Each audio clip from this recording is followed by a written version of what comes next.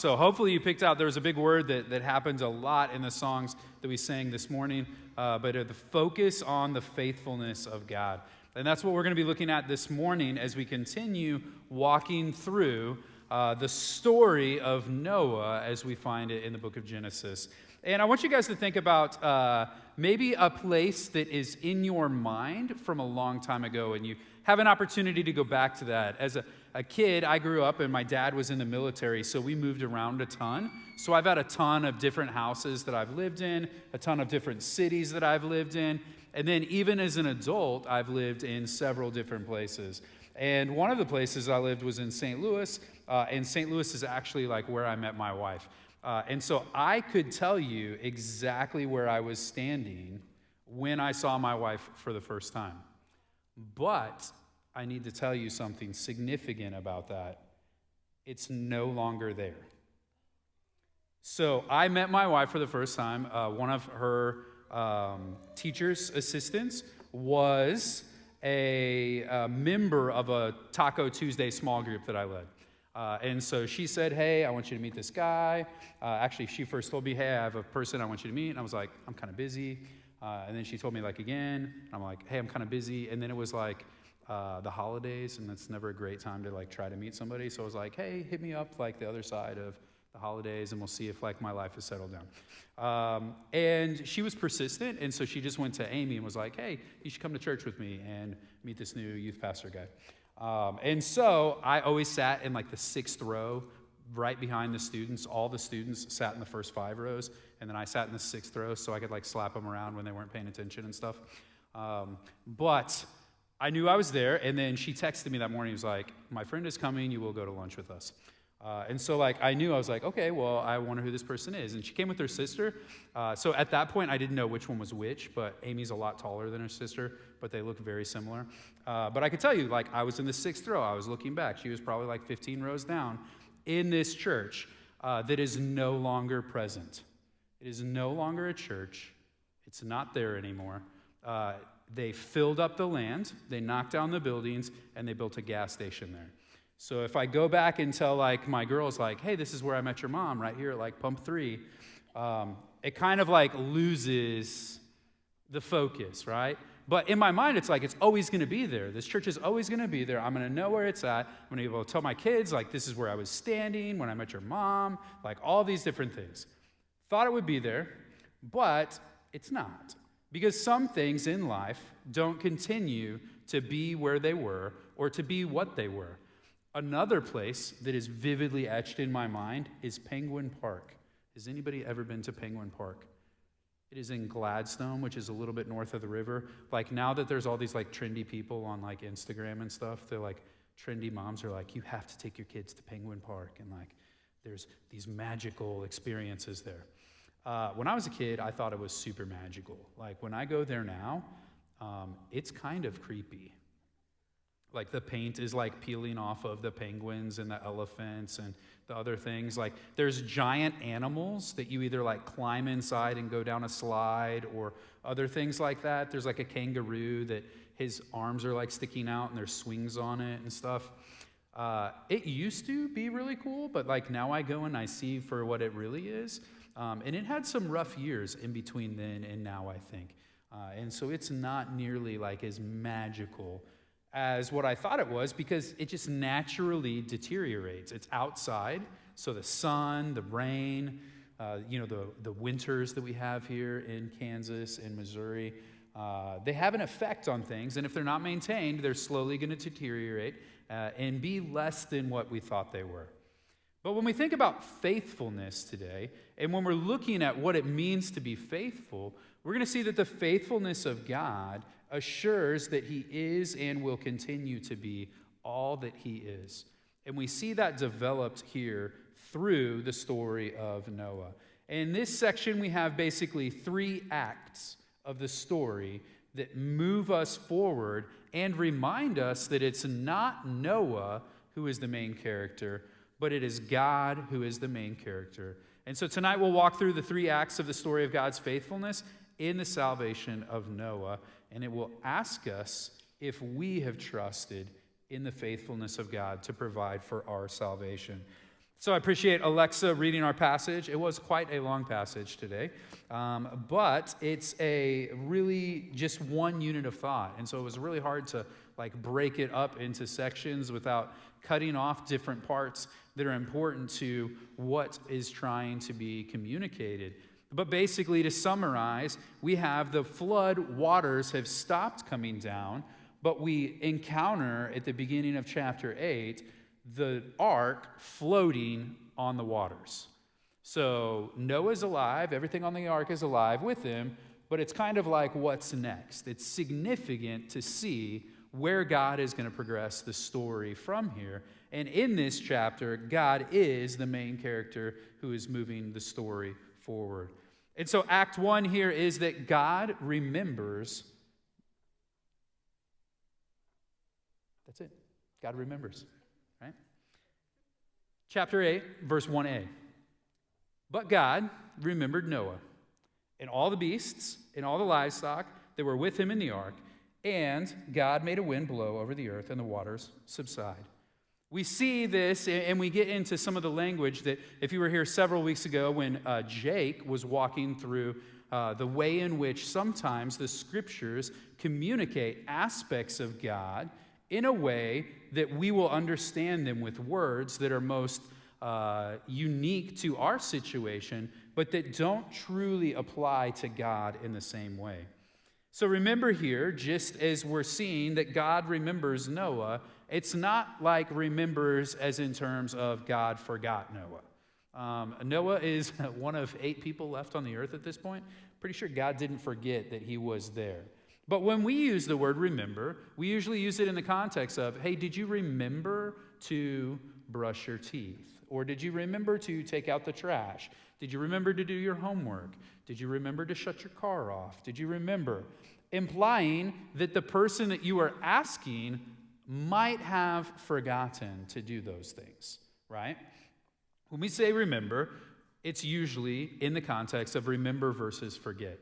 But when we're looking here, it's not that God forgot, but he calls to mind the covenant that he's established. And it's this covenant language that's taking place. It's almost as if there had been like an oath or an agreement or a promise that is made, such that when he says he remembered, it means he called to mind the decision in the past that he had made, and he called himself to fulfill what he had promised.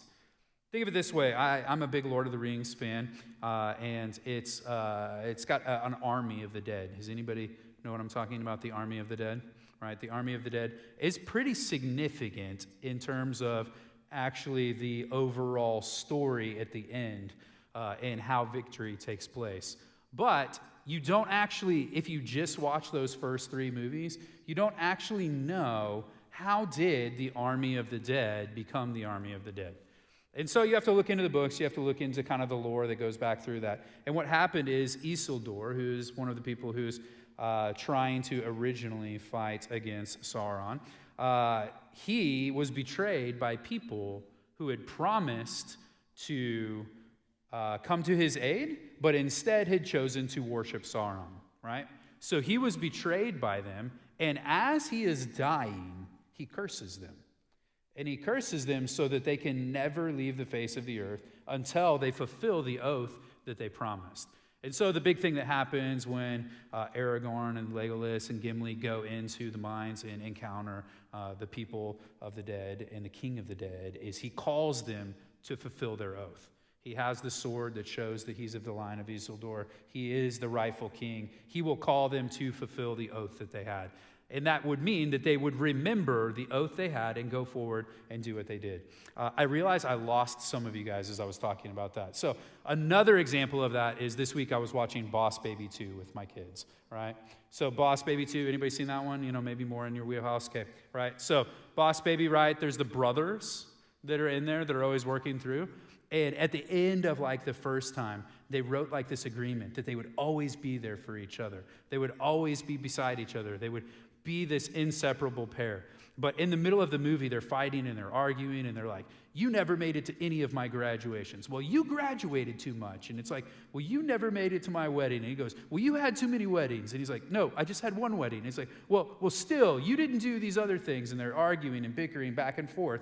And they show the like in crayon agreement that they had made, that they would always be with each other and that they would always be beside each other. And then they remembered that, and it allowed them to set aside their bickering and to once again come together to try to stop the baby who was trying to take over the world, pretending to be a man through an app that was brainwashing people. So you don't have to watch that one. I just summarized it for you. Saved you 2 hours, yeah. Spoiler alert. Sorry, I should have started with that. But anything that's over 3 years ago, I don't feel like I should have to say spoiler alert. So you should have had a chance to get to it by this point, or you'll forget by the time you watch it, and it'll pretend like it's new, right? So, anyways, the faithfulness of God in this means, as he says, he remembers Noah, he's going to do what he has been called to do. And the faithfulness of God means he's reliable, he's unchanging, he's true to his word, and he's worthy of trust. All of that is encompassed in this simple word of being faithful. He's not going to change. He's going to do what he said he will do. If he has made a promise, as we sang today, it is yes and amen. It will happen. It will be certain. And he's worthy of being trusted. There is nothing else in the world that is as faithful as God will be. Everything else will change, or has changed, or is present now and was not present at another period of time. But God, in his fullness, was represented at all times by who he is and by what his character is. And so that allows Noah and the people with him to see that God will fulfill the promise that was there. And at this point in chapter 8, verse 1, if you were to ask Noah, hey, do you think God's going to fulfill his promise? I'll bet you he'd be like, I hope so. Right? He's floating in this ark. He's not sure what's happening next. He doesn't know where they're going from there, what's going to happen with all these animals. But as it continues in the story, we see that God is going to display his faithfulness to his continued actions to the people who are listening and obeying his commands. Because the next act, and it's the majority of our chapter, we're going to spend most of our time here, is God recreates the earth.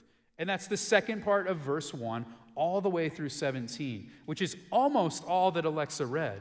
But it's this main act where most of the story is moving forward. And in this picture, what we have is a parallel account of what took place in Genesis 1.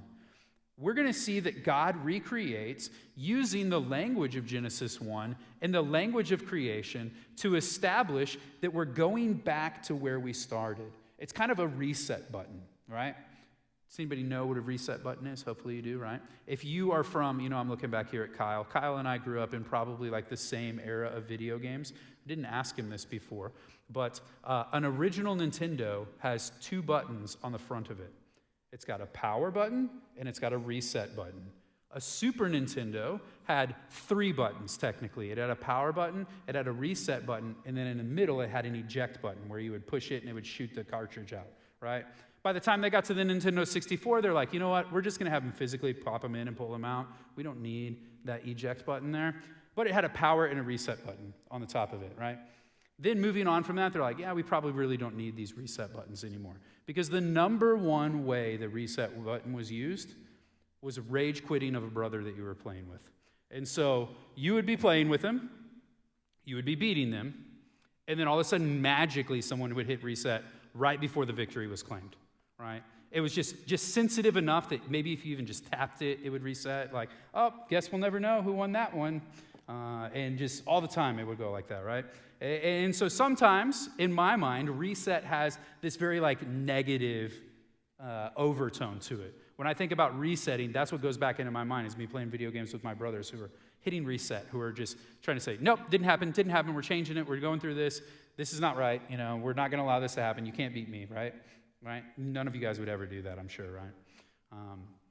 Unplug the PlayStation or knock the Wi-Fi out or something before that takes place, yeah. But Reestablishing, recreating, resetting doesn't have to be viewed in a negative sense.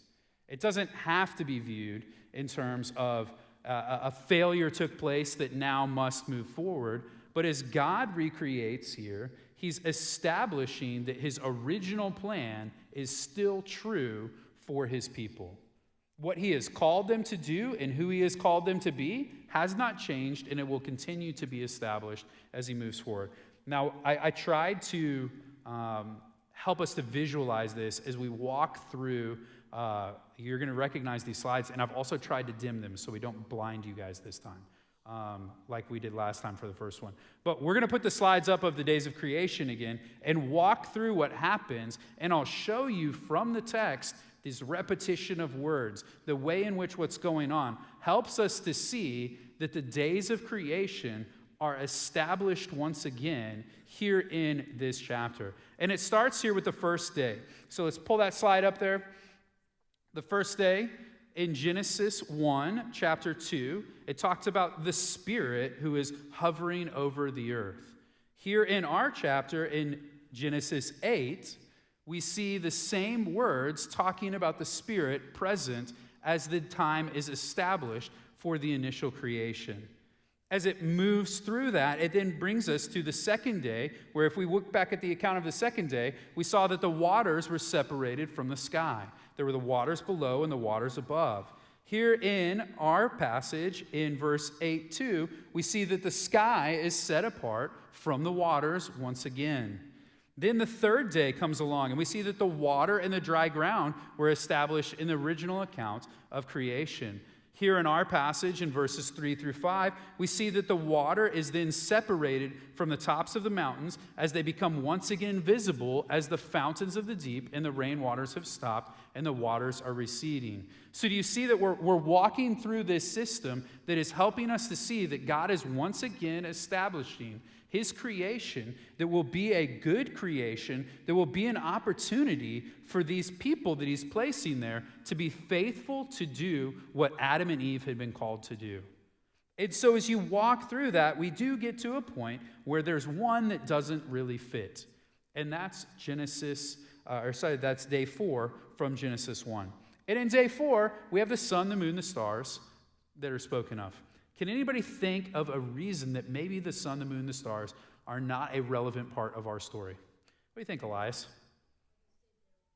Yeah, they stayed there. They weren't impacted by the flood. Guess what? When it rains, the sun doesn't just go oh, too much water. I'm going to duck out here for now, right? You know? When it does rain, sometimes the clouds can block the sun, the moon, the stars from being visible. But have they changed in their essence? No. They're still there. They're still as bright as they once were. There just happens to be an object in between you and them that diverts the visibility of that. And so the fourth day is set apart. It does not have a need for the recreation of what people will call the luminaries or the things of the lights of the sky. But in the fifth day, we're back to the parallel that's there. Once again, we're speaking of the birds that were created on the fifth day. And here we're seeing that the birds and the things that are above the earth and across the expanse are once again placed out there. Then verses in the next part, focusing on verse 7 and 8, where we see the raven, and it's going to and fro from the earth. It's hovering over the waters and the earth, and it's going back and forth across those places. But the sixth day, the significant day of creation, was the day where we saw the creation mentioned, the plants, the animals, the livestock, man and woman. Here in chapter 8, verse 17, we see that God is remembering the creatures, the birds, the animals, as well as man who is created in his image. And so we're recreating, reestablishing this pattern of displaying that God is restoring the earth kind of back to what it was once meant to be. But it is important to note that it's not the exact same. The effects of sin have come into the world, and it is not repeating the phrase that it was good, it was good, it was very, very good that we saw in Genesis 1. Because now that sin is in the world, it will never be back to that place this side of eternity where God's fullness and his presence will ensure that sin is no more. Isaac prayed about that this evening as we were walking through our worship time. But back into our text, we see that there are some significant things that display the story is there. And last week we talked about, hey, can things like this even happen? What does it look like? Why would they do these things? When we look into this account, we see that Noah has a very curious way of seeing if he should get out of the ark, right? If you were on a cruise ship that was trying to see if it was time to land or time to port, you would simply look out and see, hey, you know what? We're attached to the port. It's time to go ahead and head off to the beach or the Bahamas or wherever you're going at your departure, right? But remember, everything has been destroyed. The boat is floating through the water, and Noah has to decide, are we safer in here or safer out there? When is it time to start moving forward? And so he decides he's going to use birds, right? Does anybody have a pet bird in here? My daughters would love a pet bird. I had friends with birds, and I thought they were the worst. They can be so loud, right? So if I was on there and I was choosing which animals it was time to like maybe send out, I might be sending the birds. Just be like, hey, if he doesn't come back, it's going to be okay, right? We'll move on. There's other birds. We'll let them go, right? But it's interesting as you look into the birds that he chooses, there's actual specific reasons for him to use the birds in the way in which he chooses them, according to the species that are there, right? When you look back into there, he starts with a raven, right? Everybody know what a raven is? Not like a Baltimore raven, but like a raven, yeah, it's not a huge bird, right? He's not sending out like an eagle or a golden eagle or anything like that. He's sending out a raven. But what we know about birds helps us to understand why a raven would be beneficial. A raven will fly directly toward land when it is released over the water, which is wild. Don't know how they prove that, but that's what science says. It will fly directly towards land. And it's not that it has some like telescopic ability to see the land that's 200 miles away, but it will fly directly towards land when it is released, right? There's other things that they say about dogs. Usually, like when dogs go to the bathroom, they face one of two ways: direction of their owner, so they make eye contact so they know what's going on, or they're supposed to go facing north. I don't know why that is, but they look at them, that's what they do, right? It's like, this is wild. Who had enough time to sit down and figure these things out? I don't know. They're called scientists. But you look at these things, and I would have not said, hey, you know what? The raven is the one that goes out, and he's going to fly directly towards land. But you know what else the raven's not going to do? It's not really going to care about coming back. It's not a type of thing like your loyal dog that's going to say, hey, you know what? Back there was where we needed to be. That is a huge effect of like the sermon and bringing in the point that I'm trying to make, right?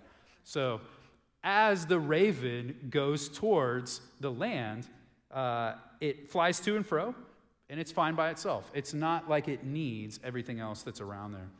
From ancient Near East documents, we can look in and see nautical practices that show that sailors would use these types of animals, these types of birds, these doves, these ravens, and other birds to help them to find the land and to help them to know which direction to go. Doves, on the other hand, which is the next bird that we see that goes out, doves have a very limited ability to sustain their flight, right?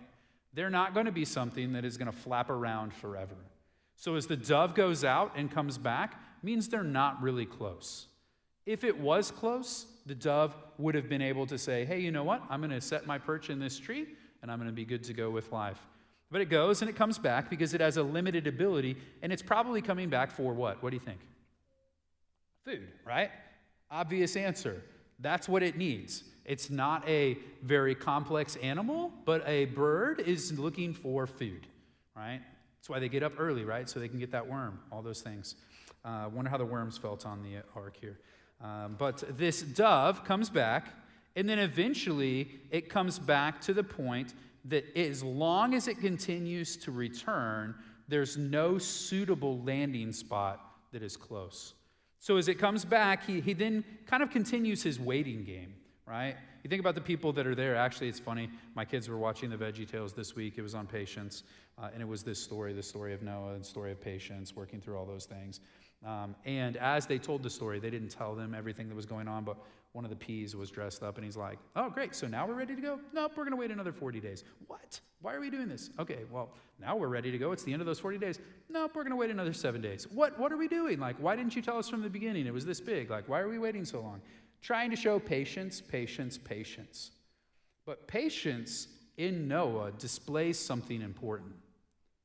The patience that Noah has is based upon the trust that he has in God. That Noah does not have to move out on his own to create a possibility for salvation, because he trusts the one who has made the promise will be faithful to keep his promise, and therefore he is not rushing or trying to force God's hand to do something, but instead is waiting patiently for him to do that. The text also mentions this olive leaf that comes back. If you know much about olive leaves are historically seen in olive branches as a token of a treaty or of a elimination of that punishment. It's a symbol of the war is over. You extend the olive branch to the other person. The text brings that up to say that this is a way in which God is displaying to Noah that the battle that he has created, the war over the earth, has been finished, and he can seek now peace and the ability to move forward. And that's what happens here in the third act, is verses 17 through 20 display how God renews. He's recreated, and now he renews several things. He renews the focus for man. He reminds them what he's called them to do. Look back in verse 17. He calls them to come out of the ark with everything that they are, all the things that swarm, all the things that are there. And that last line that's there, to be fruitful and multiply on the earth. The same charge that was given to Adam and Eve, to be fruitful and to multiply on the earth. It is interesting, and some has been written, it doesn't say subdue and create and these other words of dominion that are given there, kind of symbolizing the fact that man's ability to do what Adam and Eve were able to do in the garden, is now tarnished by the effects of sin and will not allow them to continuously do all that they were called to do at the same ability that God had called them to do from the beginning because of the presence of sin. Nevertheless, their focus, their obedience to God is along the same vein. Much as it was with Adam and Eve, God steps forward with a renewed focus for Noah, for his family, and for all people who come after him. So Noah walks forward in obedience. He and his wives, his sons, all of his sons' wives, they go out. Everything leaves the ark by families, moving once again back into this renewed creation with a new sense of hope, with a new sense of purpose, with a new ability to live in obedience to God, to see an understanding of what is there. When we think about what's taken place, right? Noah, as he is sent with this challenge, and the 8 people who are there, they have something big that Adam and Eve did not. They have experienced a trial. They've experienced a hardship. They've seen the faithfulness of God to deliver them from that. They've seen this picture of salvation, but we will see in coming weeks that still, even their experience of God, their experience of his faithfulness, and the experience of all that has taken place for man does not keep them from continuing to disobey and not live in perfect obedience. And so tonight, as we move into this time where you guys are going to be walking through your small group questions, you're going to be focusing on the faithfulness of God, specifically as it relates to the salvation that God offers. Because just as God promised to save Noah, he's given the opportunity for those who believe in Jesus Christ to experience salvation through him. They must trust, they must repent, they must obey, and they must live in that continued obedience. And hopefully you were here this morning as Pastor Jeff walked us through the miracle of salvation and the fact that God has chosen people before the foundation of the earth to choose to respond to him and willing submission to the offer that he's given. And so you must ask yourself whether you have done that. Just as Pastor Jeff challenged us this morning to consider our salvation, to consider if we truly are rehearsing the character and the faithfulness and the obedience of God in our life, if that is extending in our life as we seek to worship him more. And so as you walk through the three questions tonight, keep that in mind that yes, we're talking about Noah, we're talking about how God was faithful to him, but when we come to the scriptures, we're not just trying to hear a story or to react to something that we read, but instead to take it from the text, to take it through our eyes, through our minds, into our hearts, that it would play out in the actions and attitudes of our lives. And so as you reflect on that in your time, you do not have to spend the next 50 minutes taking us all the way up to 6 o'clock in your small groups. But if you choose to continue in that, that is fine. When your small group is completed, we will have an opportunity for you guys to watch the end of the Chiefs game if that is something you are interested in.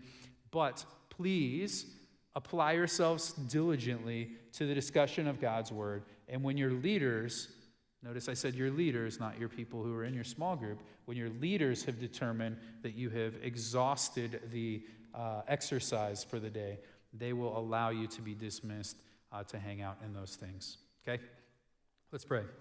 God, we do thank you for your word. We thank you for the way in which you display to us who you are through it. And so while we were not on the ark experiencing these things as Noah did, we do read about them and learn about you through the way in which you relate to others. And we know that that allows us to hopefully learn from others' mistakes, to hopefully learn from others' victories, so that we don't experience the same trials and tribulations, but instead walk forward in a pathway of obedience so that you can use us in mighty ways to expand your offer of salvation to the people around us, that they could experience it much in the same way that Noah and his family experienced the salvation that they had. And so while he looks forward to the cross, we look back on the cross and see the continued expression of your faithfulness, and pray that that would be something that allows us to put our entire faith, our entire trust, our entire lives in your hands.